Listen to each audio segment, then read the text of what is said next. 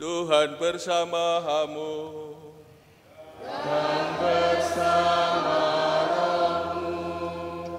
Inilah Injil suci menurut Markus.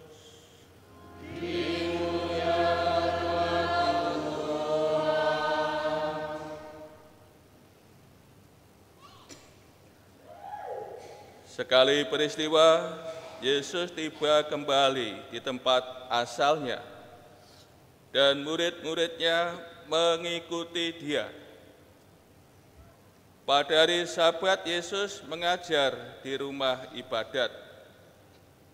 Banyak orang takjub mendengar Dia dan berkata,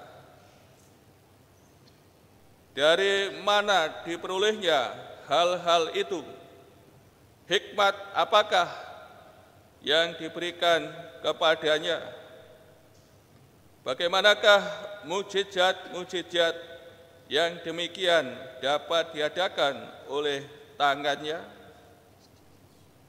Bukankah Ia ini tukang kayu, anak Maria, saudara Yakobus, Yoses, Yudas, dan Simon?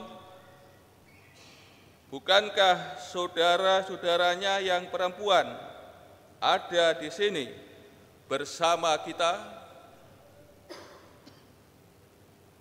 Lalu mereka kecewa dan menolak Dia. Yesus pun berkata kepada mereka, "Seorang nabi dihormati di mana-mana, kecuali di tempat asalnya sendiri, di antara kaum keluarganya dan di rumahnya." Yesus tidak dapat mengadakan satu mujizat pun di sana, kecuali menyembuhkan beberapa orang sakit dengan meletakkan tangannya di atas mereka. Yesus merasa heran karena mereka tidak percaya. Lalu Yesus berjalan berkeliling dari desa ke desa sambil mengajar. Demikianlah sabda Tuhan. Terpujilah Kristus.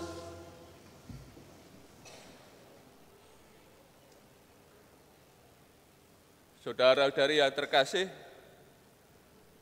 di masyarakat kita, ya, di antara kita ini ada kebiasaan atau mungkin sudah menjadi tradisi pulang ke tempat asalnya, atau dengan istilah apa ini? Mudik, ya, mudik, pulang kampung dan sebagainya, ya, istilah-istilah itu. Apalagi sekarang kan biasanya kan di tanggal merah ada tambahan apa ini? Cuti bersama. Ini kan mendukung ini, ya, mendukung Bapak Ibu kalau mudik, ya, pulang kampung gitu. Tapi yang sambat biasanya siapa ini? Pengusaha. Pengusaha biasanya sambat itu kan. Liburnya tambah terus ini kan. Kerjanya kapan? Gajinya apa ini? Tetap atau tambah? Tambah naik. Itu keluhan pengusaha, tapi kan para saudara yang bekerja kan ya senang, ayo libur terus, libur terus. Itu kebiasaan. Tentu pulang kampung ke tempat asal itu ya menyenangkan, ya, ketemu ya, saudara-saudara, tetangga yang sudah lama ya, enggak ketemu, ya. Cerita sana sini tentu ya menarik. Saudara-saudari yang terkasih, demikian juga yang dilakukan Tuhan Yesus. Ia kembali ke tempat asalnya Nazaret. Kembalinya Tuhan Yesus ke tempat asalnya disertai oleh para muridnya. Tuhan Yesus kembali ke tempat asalnya tidak hanya di rumah saja, ya. Namun pada hari Sabat Tuhan Yesus masuk sinagoga, ya, tempat ibadat dan mengajar. Apa yang diajarkan Tuhan Yesus tidak menjadi perhatian penulis Injil, namun yang menjadi perhatian dari penulis Injil adalah tanggapan atau reaksi dari para pendengarnya. Tanggapan awal positif, mereka kagum terhadap pengajaran yang disampaikan oleh Tuhan Yesus. Kekaguman mereka nampak dari 3 pertanyaan yang diajukan mereka, ya, tentang asal-usul sifat pengajaran dan tindakan kekuasaan yang dilakukan oleh Tuhan Yesus. Dari mana diperolehnya hal-hal itu? Ini kan menyangkut soal asal-usul. Hikmat apakah yang diberikan kepadanya? Ini menyangkut sifat pengajaran. Bagaimanakah mujizat-mujizat yang demikian dapat diadakan oleh tangannya? Ini kan tindakan kekuasaan, ya, yang dilakukan oleh Tuhan Yesus. Mereka kagum.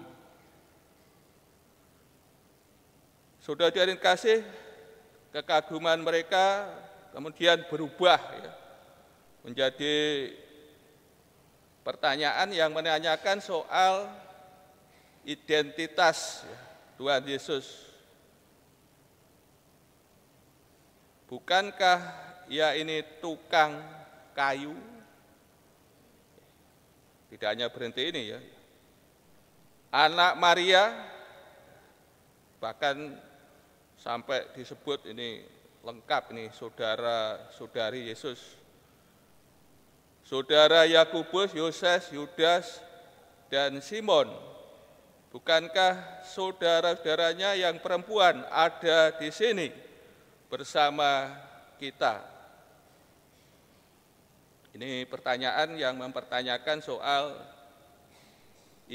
identitas Tuhan Yesus.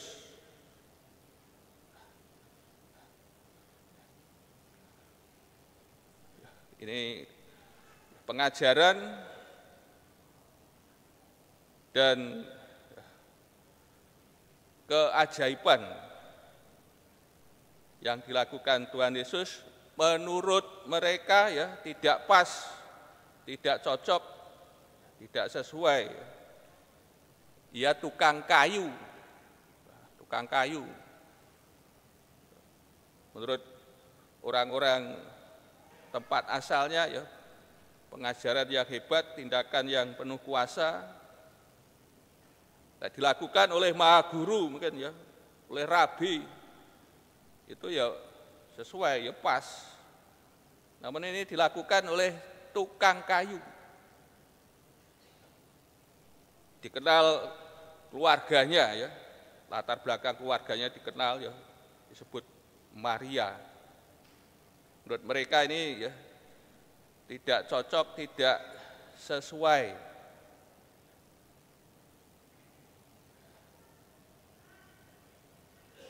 Tuhan Yesus di sini menjadi batu sandungan yang menyebabkan mereka jatuh. Mereka jatuh dalam ketidakpercayaan akan hikmat dan kuasanya. Ini orang-orang di Nazaret jatuh dalam ketidakpercayaan, ya, terhadap hikmat dan kuasa yang dimiliki oleh Tuhan Yesus. Lalu mereka kecewa dan menolak Dia. Saudara-saudari yang kasih, tanggapan negatif, ya, orang-orang Nazaret dimaklumi, ya, oleh Tuhan Yesus dengan mengangkat peribahasa seorang nabi dihormati di mana-mana kecuali di tempat asalnya sendiri, di antara kaum keluarganya dan di rumahnya. Tentu tidak hanya dialami oleh Tuhan Yesus, namun juga dialami oleh nabi-nabi yang lain. Nabi-nabi dalam bangsa Israel mengalami dihormati di mana-mana, namun tidak di tempat asalnya, di kalangan sendiri, di kaumnya. Tuhan Yesus tidak hanya memaklumi, namun juga heran atas ketidakpercayaan mereka. Yesus merasa heran karena mereka tidak percaya. Tuhan Yesus tidak hanya memaklumi, namun juga merasa heran atas ketidakpercayaan mereka yang berakibat negatif pada mereka sendiri. Di tempat asalnya Tuhan Yesus tidak menambahkan karya penyelamatan, tidak melakukan banyak karya penyelamatan bagi kaumnya, karena mereka tidak percaya. Saudara-saudari yang kasih, melalui sabda Tuhan ini kita dapat belajar kuasa Tuhan Yesus sebagai Juru Selamat memang tidak terbatas, namun tetapi penggunaannya dapat dibatasi oleh manusia, oleh kita.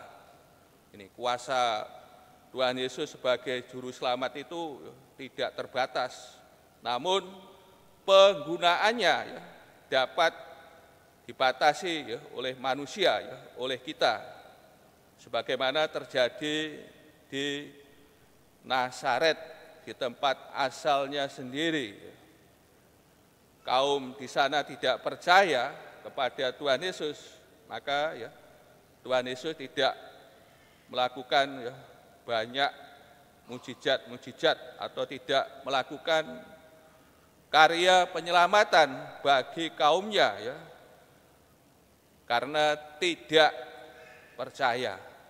Ini yang kuasa Tuhan Yesus berarti dibatasi oleh ketidakpercayaan. Dibatasi oleh penggunaannya bagi manusia. Kalau manusia seseorang tidak percaya, tentu ini yang membatasi kuasa Tuhan Yesus. Maka melalui sabda Tuhan ini, para saudara yang terkasih, supaya rahmat Tuhan melimpah atas diri kita, hidup kita, keluarga kita, lingkungan kita, stasi kita, gereja kita. Ini syaratnya kita harus senantiasa percaya kepada Tuhan Yesus, beriman kepadanya. Hendaknya kita menjadi lahan yang subur, mempersiapkan diri bagi karya Tuhan Yesus dengan sikap percaya, beriman kepadanya. Kalau kita senantiasa beriman kepadanya, maka rahmatnya, anugerahnya akan melimpah kepada kita. Keselamatannya akan kita alami, cinta kasihnya, berkatnya dilimpahkan kepada kita, lingkungan kita, keluarga kita, gereja kita. Ini kita dapat belajar dari peristiwa di tempat asalnya, dengan tidak adanya iman kepada Tuhan Yesus, mereka menolaknya, maka berkatnya tidak dialami oleh mereka. Maka melalui sabda Tuhan ini kita diajak untuk senantiasa percaya, beriman kepada Tuhan Yesus, maka anugerahnya akan senantiasa kita alami.